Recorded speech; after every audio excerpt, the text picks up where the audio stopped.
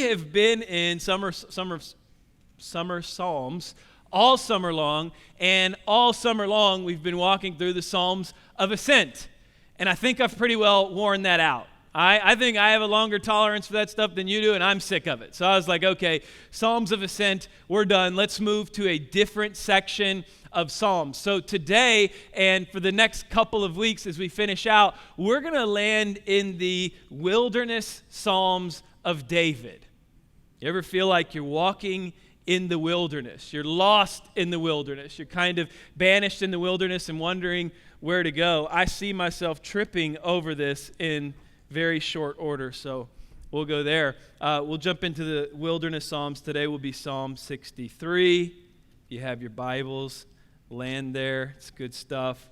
If you have the app, you can see all of the notes on the app. All right, let's get started with a Boudreaux and Thibodeau story. Are there two dumber human beings on the face of the planet than Boudreaux and Thibodeau? Anyone? Let's say this Boudreaux and this Thibodeau, they're from Breaux Bridge, Louisiana. I got some buddies in Breaux Bridge. You want to make it Crowley? We'll make it Crowley. All right, they're from Crowley. Boudreaux and Thibodeau, they're from Crowley, and they were going up to Pennsylvania to work on an oil rig up north. And they're all excited, so they load up and they head up north to Pennsylvania. And when they get there, they get into the town and they start working at the rig. And the state of Pennsylvania issues a warning. They said the entire state has been overrun with wild wolves, vicious wolves, aggressive, attacking wolves. They said there's thousands and thousands of these wolves, and they're packed out, and they've actually attacked and killed multiple people, and they're all living in the woods, and they're making their way into the town, and they're killing people. And so we're going to issue a bounty on these wolves, and we want these wolves to be killed. And so for every wolf that you kill, we'll give you $5,000. Boudreaux and Thibodeau, they're country boys from Louisiana. They know how to trap. They know how to hunt. They're like, we can go kill us some wolves. We can make some money. They said, man, if I kill 10 and you kill 10, we'll make $90,000. It's Boudreaux and Thibodeau math. You are quick at math. You'd catch it's $100,000. But they're ready to make some money. So they said, what we'll do to find them is we'll pack up some camping gear and we'll go up to the woods where they're at. And that's where we'll find him and we'll kill him and we'll make some money. So they packed up some camping gear and they headed up to the woods. And when they got up there, they set up camp and they both had made some dinner. And after they had made some dinner, they climbed into the tent. They zipped it shut and he's getting ready to fall asleep. And then Thibodeau heard something outside of the tent. And so Thibodeau opens up the tent and he grabs his flashlight and he walks out. And when he looks, he shines his flashlight. That's what he saw. Hey, did our tech team nail that or what? Thousands of them. Everywhere, covering the field. There were these wolves, these vicious wolves, as far as you could see, had the entire tent surrounded, and they were all growling, and they were snarling, and they were bloodthirsty, and they were inching in and ready to attack, and the entire tent was surrounded. As far as the eye could see were those wolves. And so Thibodeau runs back to the tent, and he opens up the tent, and he shakes Boudreaux, and he says, Boudreaux, wake up. And Boudreaux says, he says, what is it, brother? What is it, brother? And he says, Boudreaux, we're about to be rich. He's about to get killed too. But your perspective in a situation will determine what you experience. I talk about this all the time with us when we come to church. God's not going to meet you to the level of my preparation. That's faith in me. God's not going to meet you according to the level of my preparation. God's going to meet you according to the level of your expectation. What do you expect from God? What do you expect God to do? What are you believing God to do? What do you have faith that He will do? And what's your foundation of faith birthed upon? Your perspective in a situation is going to determine what you experience. David is an incredible example of this in Scripture. David lays it out for us, and I'll give you the history first, okay? Because David really, it starts with the children of Israel, very beginning of the book of Exodus. They're leaving slavery in Egypt. They get into the wilderness. They leave the wilderness. They get sick of God being their leader. So they literally say to God, we're tired of you leading us. We want a king. We want our own king. We want to nominate our king, and we want our king to lead us. And God said, fine, if that's what you want, have it your way. And he goes and tells Samuel to anoint Saul. Saul becomes king. As Saul is king, he makes some poor decisions. He messes some things up. God says, I'm done with Saul. I'm moving on from Saul. Samuel, go to the house of Jesse, and there you will find the next king. Samuel goes to the house of Jesse. He rifles through 7 boys, lands on the 8th one, sees him. He's beautiful to behold, this shrimpy little boy named David. And he says, that is God's next king. Saul finds out that David is the next king that God has anointed, so naturally he says, I need to kill David. So David's in playing the harp for Saul. Saul's throwing spears at him, trying to kill him. So David, who is the anointed king of God, is ran out of the palace that God has ordained him to be in, and he's running through the wilderness, hiding from Saul while Saul's trying to kill him. Saul goes off to battle. Saul gets killed in battle. David comes back. He takes over as king. First wilderness experience. Then David is king for a while, and after being king for a while, his son Absalom, if you remember the bad vibe season that we went through, Absalom's spirit, when that comes up against you, it's hostile takeover. Absalom rises up, and we'll pick up in 2 Samuel 15, 13 through 16. Says, a messenger soon arrived in Jerusalem to tell David, all Israel has joined Absalom in a conspiracy against you. Absalom's his son, by the way. He's leading a coup against him. 14. David's answer, then we must flee at once or it will be too late. David urged his men, hurry. If we get out of the city before Absalom arrives, both we and the city of Jerusalem will be spared from disaster. Verse 15. We are with you. His advisors replied, do what you think is best. Verse 16, so the king and all his household set out at once. Not once, but twice. He's ran out of his own castle. King of his castle is ran out. First time Saul tries to kill him and runs him out. He comes back. He takes over as king. His son rallies the entire nation against him. He catches word and he flees in the middle of the night. He's living in the wilderness. Again, this is the king, ran out of the castle, living in the wilderness, all alone, thinking back to, man, I used to be the king and now I'm sleeping on a pile of dirt in a tent with just a few advisors around me. I'm thirsty, I'm hungry, I'm pushed out. How do you react to a situation you didn't expect to find yourself in? How do you react to a difficult situation where someone may have betrayed you or pushed you out or hurt you? How do you react to a situation where you feel all alone? You don't know what your next steps are. You don't know what's going to happen to you. Your life has a ransom on it. There's a bounty on your head, and yet you're laying in the wilderness figuring out, what do I do next? Where do I go? How do I navigate these difficult situations? Psalm 63 is the perfect answer. So, David has been ran out of the castle yet again by his son. He's in the middle of the wilderness. He takes pen to paper in the middle of the night, and he penned Psalm 63. This is what he said.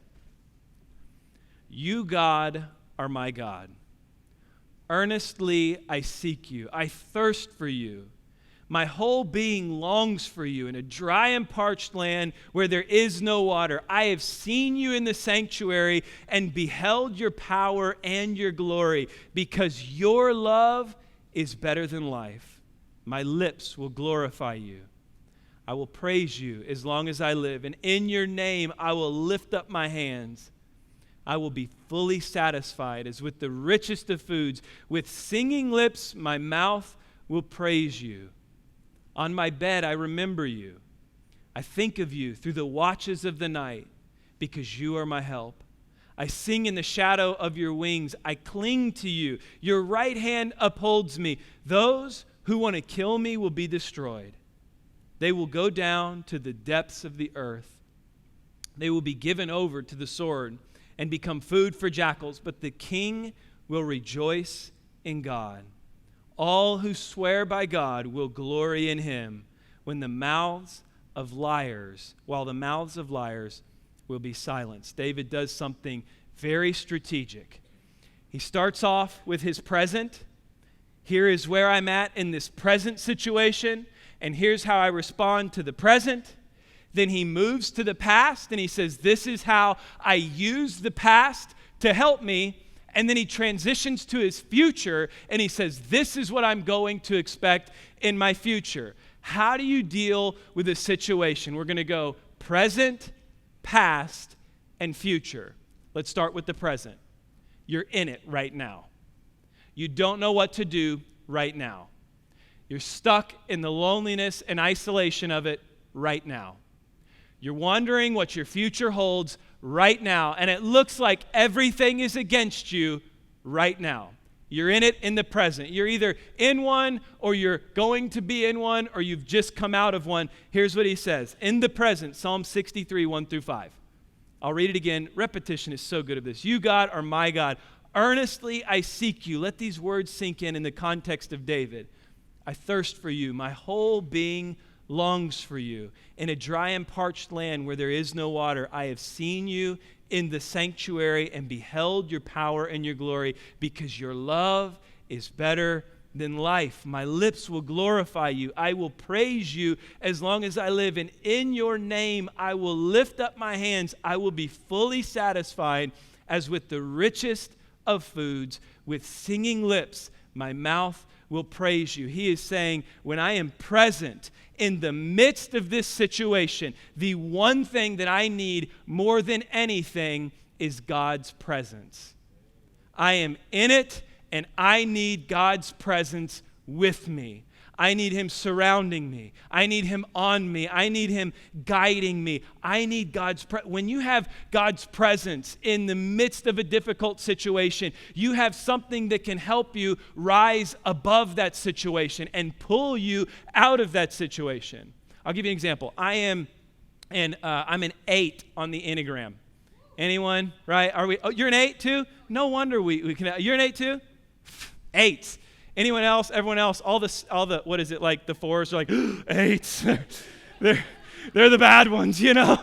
Like if you're an 8 and you're unhealthy, it means you basically love leadership and hate people. That's like if you're an unhealthy 8, you love leadership, you hate people. If you're a healthy 8, then you actually love leadership and you use leadership to help people, right? So I feel both. Sometimes I hate people, sometimes I love people, but I love leadership all the time. It just kind of, it works like that. I think any pastor would say that. But anyways, I don't like these. It's one of those personality tests. You know, you have strength finders and the DISC and the Enneagram and all of these. And I do not like these at all, because I think people use them to limit themselves. They're like, oh, I don't have the gift of woo on strength finders. I can't talk to people. You know, it's like, no, you really can. You just have to try a little harder, you know. But I told Anna that. I was like, I can't stand these personality tests. And she said, oh, that's what all the 8s say.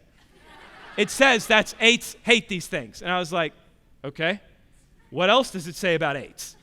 And she said, well, it says that 8s will also wear their AirPods inside of a store when they don't feel like connecting with people and they're drained emotionally. And I was like, okay, so I'm an 8. Whatever. What do you want from me? You know? Because like these things are the greatest things I have ever. If you're an 8, you have to have these. Like you need these in your life, because you just reach this threshold of like being worn out and not wanting to interact, and you're just like, oh, pop the AirPods in, and people talk to you and you don't hear them. It's fantastic. It's like, keep on walking. You want to hear some funny stories about these? My mom actually works with me. I call her Joy at work. We have to establish boundaries. So I'm like, you're Joy here, you're Mom at home, you know, because I can't call you Mom while we're working here. You're going to tell me what to do, and I can't tell you what to do, you know. But she's awesome. She's a ton of fun, and she gets really mad at me all the time. And so, I'm joking, by the way, but I was in my office and I had my AirPods in and I was just sitting working and I was on the phone, and she came in and started talking to me. And as she was talking to me, now you got to understand something. My mom's retired. She formerly worked for like 4 or 5 Fortune 500 CEOs. So there's a bit of a gap here, right? Like she's used to this way up here, and I'm just like, oh, AirPods in, chilling, working. This is great, you know. And so she comes in and she starts talking to me, right? And she probably a good minute, she's standing there talking to me and asking me about this and talking about this, and I'm just right here. And then I looked up at her and I said, oh, I'm sorry. I'm on my phone. Like, I have my AirPods in. I didn't hear anything that you just said. And she storms out of there, and and I'm like, what's wrong? She's like, well, I was talking to you and you weren't listening, and yet I was there, but I was not there, right? I was in 8 land. I was in number 8. I do this with my son all the time. This morning, perfect example. He's been waking up at 6 o'clock now. We went from 7 to 6. And 6 o'clock is my reading and study time. So he wakes up and he wants YouTube on the TV. He wants his cars, and he wants his tablet playing music so he can mirror the cars on YouTube and listen to his music. And he wants to do it while sitting in my lap. It's chaos. It's like utter disruptive chaos. But what do? Just pop one out, put it in, pop another one out. Oh, my phone's talking to me right now. Hang on. Are you all even here? Because I'm an 8 and I'm on my AirPods and I don't know. Oh, I'm just kidding. But I put them in, and what happens is I go from I am sitting in chaos, right? It's crazy. It's loud. There's a lot of stuff happening. But my mind isn't there.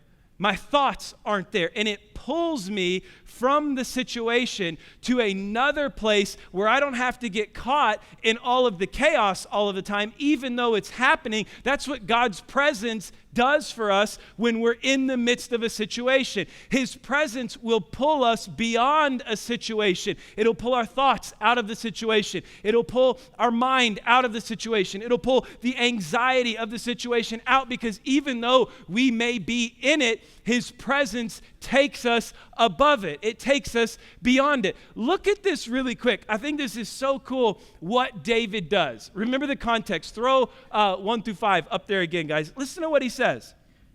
Verse 1, you are my God. Earnestly I seek you. I thirst for you. My whole being longs for you in a dry and parched land where there is no water. He's saying, I want water so bad, but I long for you and your presence even more. See what he's doing? He is reaching to things beyond his situation to pull him out of it. Look at the second one. He says, I have seen you in the sanctuary and beheld your power and your glory, because your love is better than life. There's a bounty on his head right now. And he's saying, they want to kill me, but your love is better than me living. I'm in the desert and I'm thirsty and there's no water, but I'm more thirsty for you than I am for the water. They're trying to kill me, but your love is so much better than even my life that I have. And listen, verses 4 through 5, I will praise you as long as I live, and in your name I will lift up my hands. I will be fully satisfied as with the richest of foods. Remember, he was the king. He was in the palace. He was experiencing incredible meals. Now he's in the desert. Now he's starving. Yet he is saying, Lord, your presence in my situation will satisfy me greater than anything that I lack right now.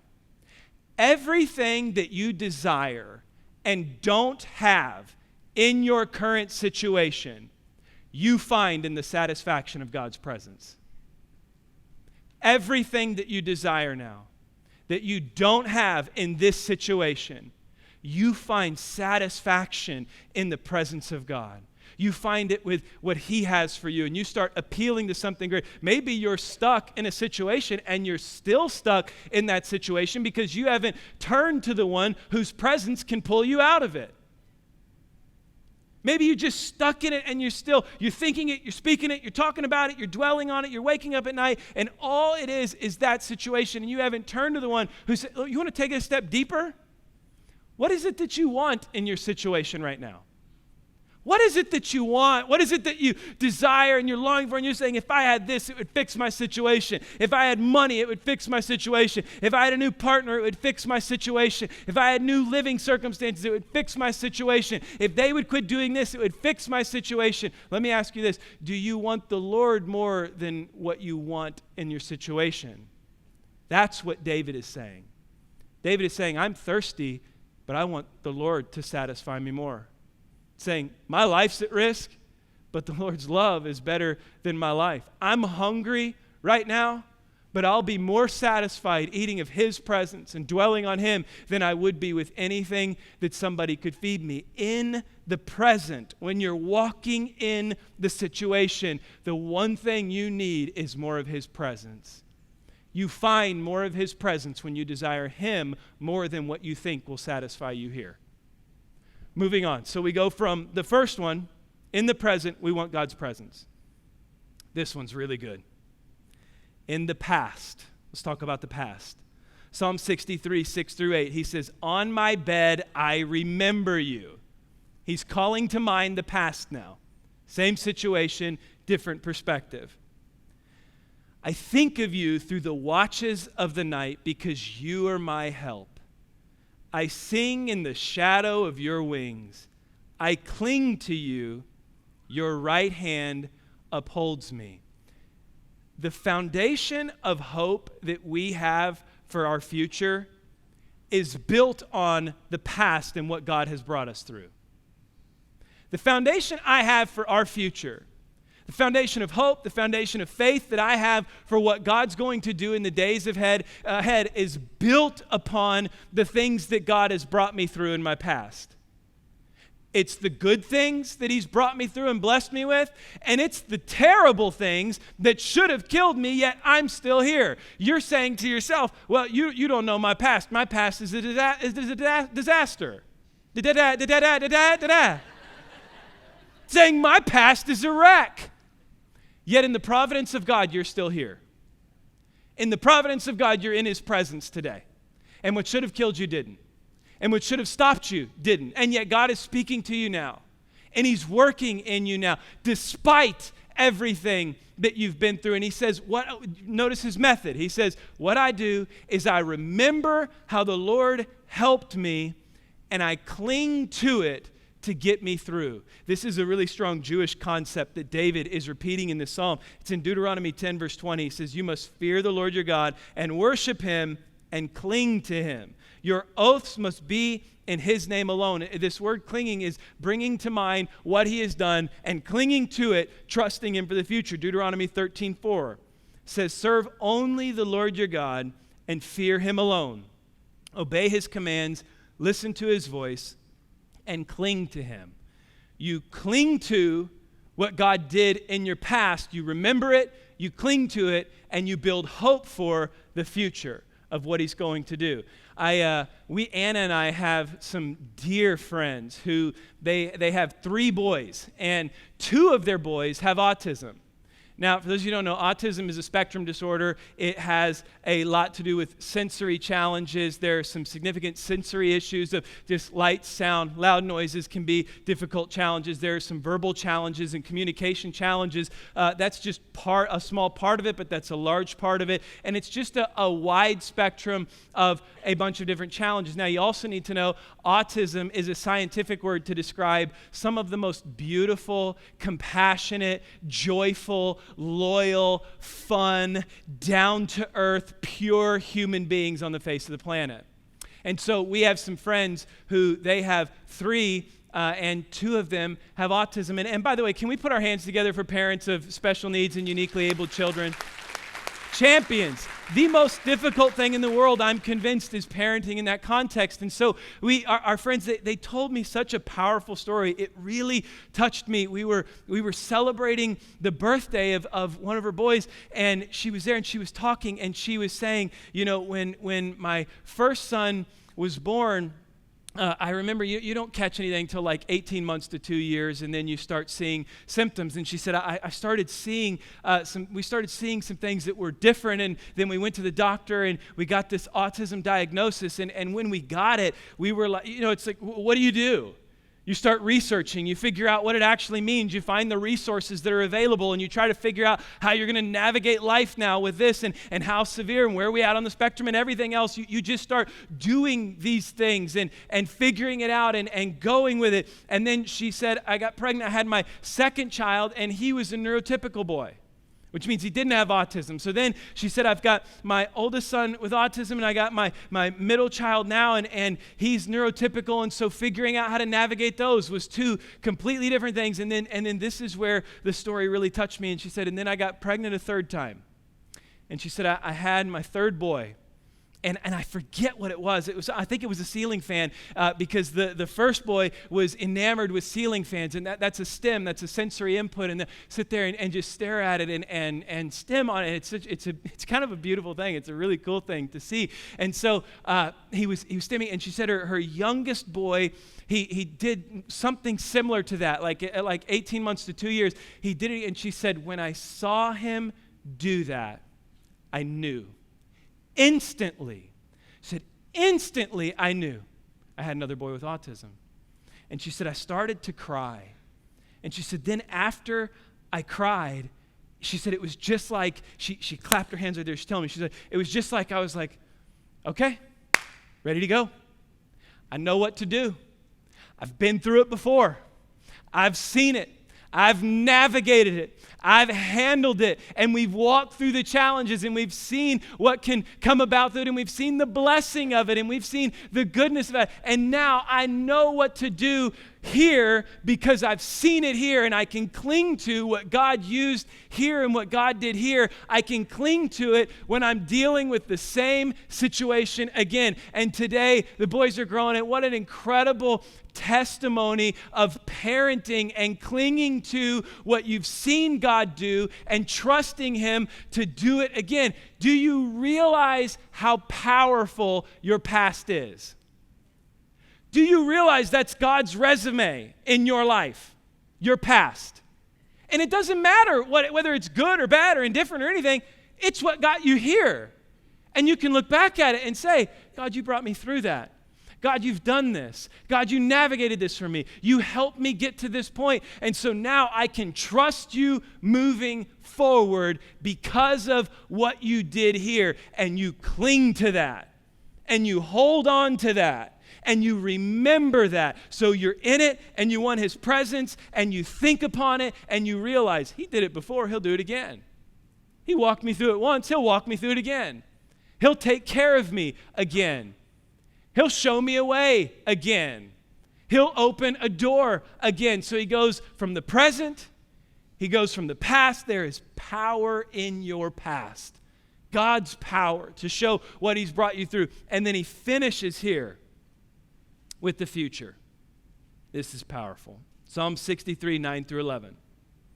Now He's speaking to His future. Those who want to kill me will be destroyed. They will go down to the depths of the earth. They will be given over to the sword and become food for jackals. But the king will rejoice in God.